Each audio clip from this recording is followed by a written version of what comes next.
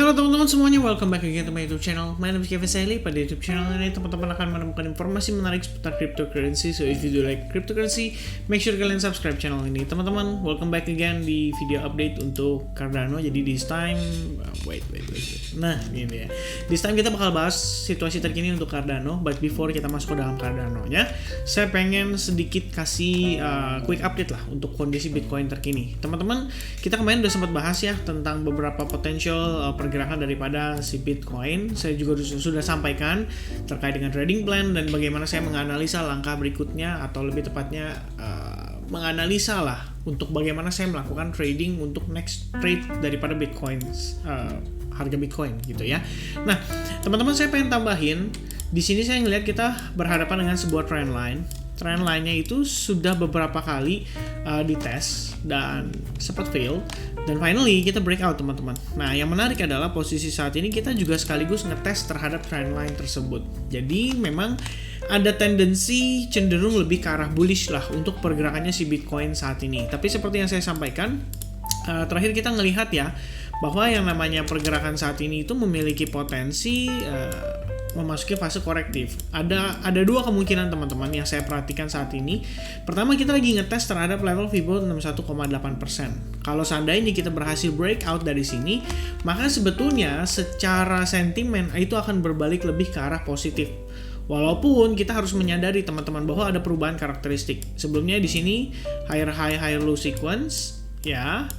Lalu tiba-tiba nggak ada higher low-nya, teman-teman. Yang ada malah kita break dan create yang namanya lower low, which means kayak gini, teman-teman. Nah, pertanyaannya adalah apakah ini akan menjadi lower high-nya kita sehingga lower high, lower low sequence. Nah, itu yang kita perlu perhatikan. Dan untuk menginvalidasi situasi tersebut, Bitcoin pertama harus break dulu dari Fibo 61,8%. And then masih ada satu indikasi negatif lagi kalau misalkan kita terreject pada kisaran area 42.000, yang artinya teman-teman bakal ngeliat di sini ada potensi terbentuknya double top pattern, teman-teman.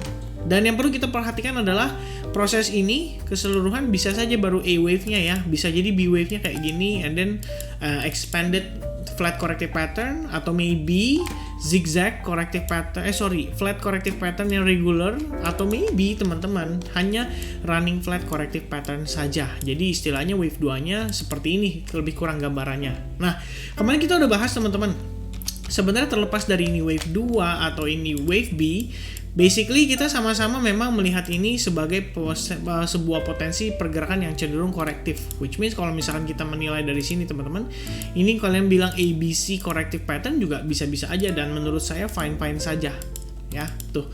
Jadi ini sebenarnya sama aja, teman-teman. Tapi yang pasti adalah pergerakan antara A wave ke B wave ataupun wave 1 ke wave 2 itu diiringi dengan yang namanya ABC corrective pattern. Nah, itu yang kita perlu sama-sama pahami, teman-teman ya. Oh, wait a second. Oh, oke. Nah, itu ya kira-kira, teman-teman. Sebentar, saya ganti dulu jadi primary. Nah, cuman pertanyaannya adalah ABC corrective pattern ini kita akan membentuk seperti apa? Apakah yang cenderung seperti ini, dead cat bounce, artinya zigzag?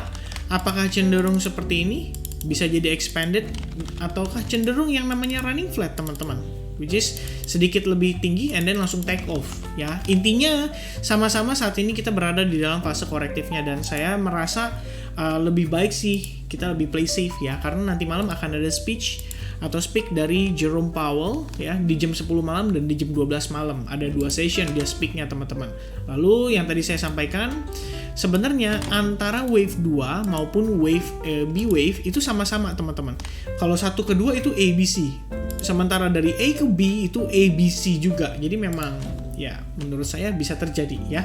Itu yang perlu kita perhatikan untuk saat ini. Bersyukur kalau misalkan seandainya ini bergerak impulsif, break dari 61,8 dan even better berhasil break dari $42.000, maka secara keseluruhan Bitcoin menurut pandangan saya masih cukup oke untuk di follow up, istilahnya mengikuti potensi target berikutnya di kisaran level $44.000 berdasarkan time frame yang lebih besar, yaitu di area Fibo 50% sampai 61,8%. Dan mungkin saya akan entry lagi, teman-teman, terhadap long positionnya untuk Bitcoin. Alright, so for now pay attention terhadap any kind of potential corrective pattern ya. Bisa jadi ini semacam ascending channel, atau kalian bisa bilang ini rising wedge, nantinya cenderungnya seperti ini ya. Menurut saya kita masih belum benar-benar safe untuk melihat bahwa Bitcoin itu benar-benar ready untuk become a bullish.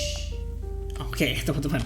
Nah, next kita bakal bahas untuk Cardano-nya dulu. Cardano di sini kita perhatikan sebenarnya termaintain dengan baik di atas Fibo 78,6% dari penurunan terakhirnya. Dan seperti yang kita lihat, sebenarnya pergerakan saat ini cenderung kita bisa katakan sebagai pergerakan yang korektif.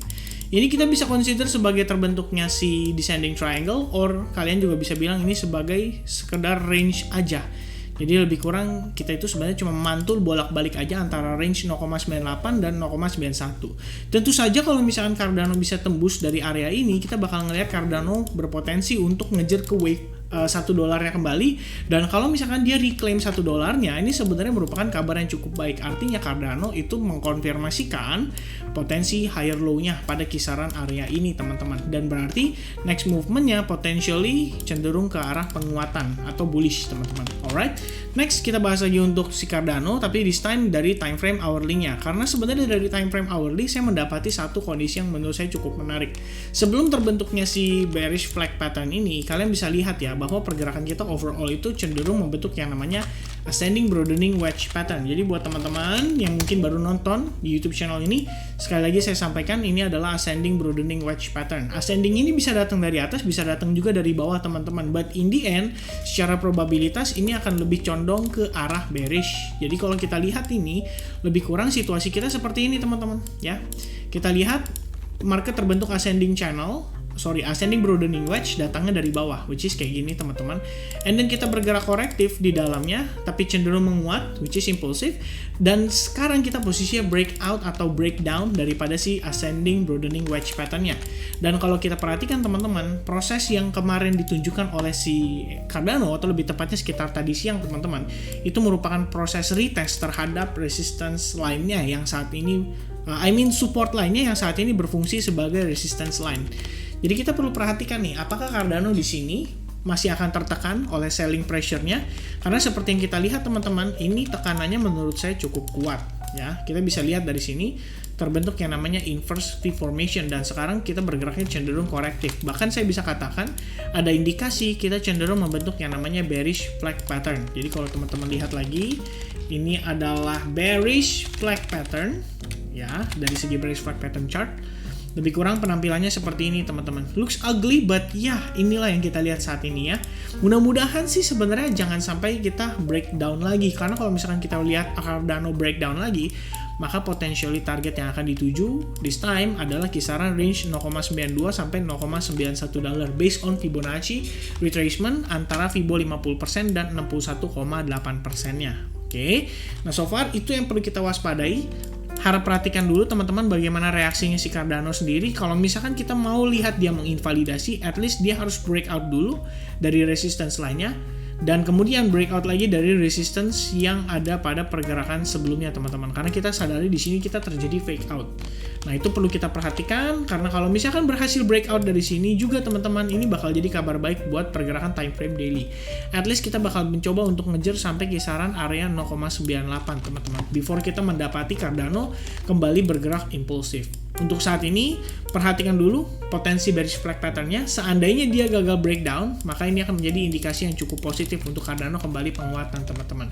Dan saya bakal manfaatin, saya bakal mencoba untuk cari opportunity untuk entry kembali terhadap si Cardano. Alright, so I think teman-teman itu saja untuk update pada siang hari ini. Thank you so much buat teman-teman yang udah nonton video ini sampai selesai. Hopefully video ini bisa membantu dan memberikan insight baru kepada teman-teman semua. Dan sekiranya teman-teman suka dengan konten ini, make sure kalian leave likes buttonnya. Jangan lupa juga subscribe channel ini, and I'll see you guys again in the next update for Bitcoin tonight. God bless you all. Cheers and bye-bye.